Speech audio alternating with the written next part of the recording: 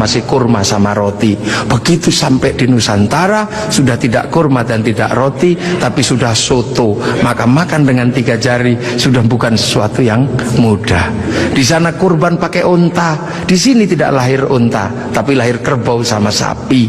Karena terlahir kerbau sama sapi, maka jangan memaksakan diri kurban pakai unta, nanti ditangkap oleh polisi karena nyuri untanya Kebun Raya Bogor.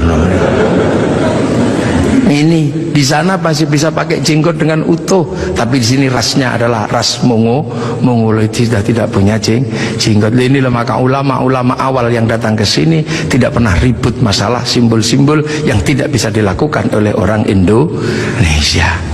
Nah, sekarang ini tugas pemerintah karena banyak orang yang kemudian lupa kedudukan itu, kemudian memaksakan menjadi orang dipaksa langsung ikut seperti Rasulullah. Nah, ini yang harus kita pahami, bahwa kita ini berkedudukan sangat jauh. Quran saja berbeda-beda ketika mengajarkan. Di awal Rasulullah, Quran tidak ditulis. Kenapa? Karena sahabat apal Quran. Orang apal tidak perlu menulis. Saya apal wajah istri saya, nggak pernah bawa fotonya kemana-mana, karena saya apal. Makanya ibu-ibu yang fotonya dibawa kemana-mana jangan seneng dulu. Jangan-jangan karena belum apal.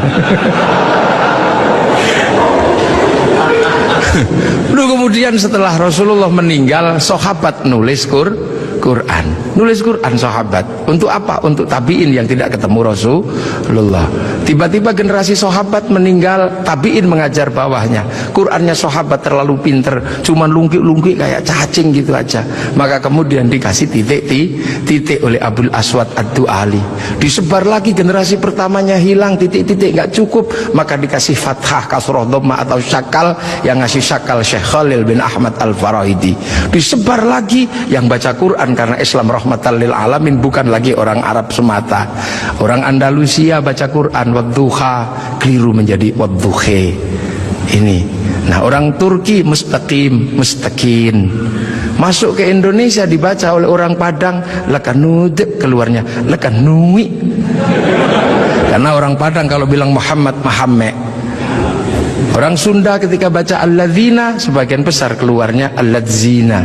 Begitu masuk ke Jawa, ketemu dengan huruf hono coroko. Alhamdu karena punyanya ko, gak punya huruf ha, maka alhamdu menjadi alkamdu, al-fatihah menjadi al-fatihah. Ini itu.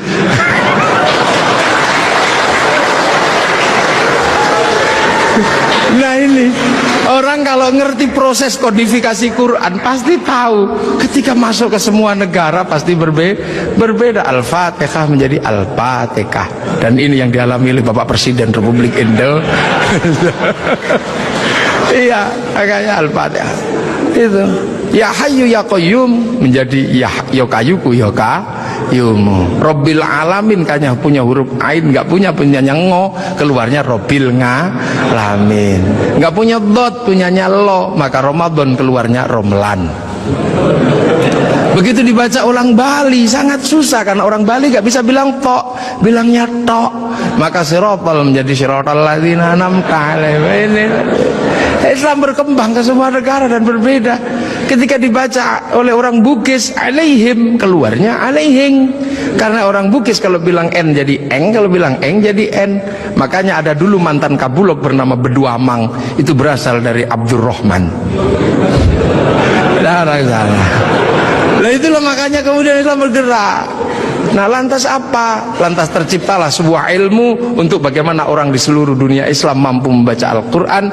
Dibikinkanlah sebuah ilmu yang dikasih judul At-Tajwid fi Qiraatil Quran, yang nulis Abu Ubay Qasim bin Salam. Orang akan tahu. Nah, ini generasinya para ulama. Dan yang paling besar, yang mungkin Bapak Presiden sudah pernah saya sampaikan, tapi ingin saya sampaikan lagi biar kita tidak lupa. Ada perubahan besar ketika masuk ke tanah Nusantara, di mana waktu itu tanah Nusantara sangat susah dimasuki Islam. Kenapa? Ini bangsa sudah sangat beradab. Bangsa ini bukan bangsa kecil. Tahun 1222 ke atas, sebelum tahun 1300 sudah mampu menaklukkan Mongol, yang menaklukkan Eropa, menaklukkan Arab, mampu ditaklukkan oleh kekuatan Nusantara yang namanya Singasari. Makanya hal itu bisa kita lihat betapa kita bangsa punya tinggalan-tinggalan yang luar biasa. Orang Arab punya alat musik yang namanya terbang.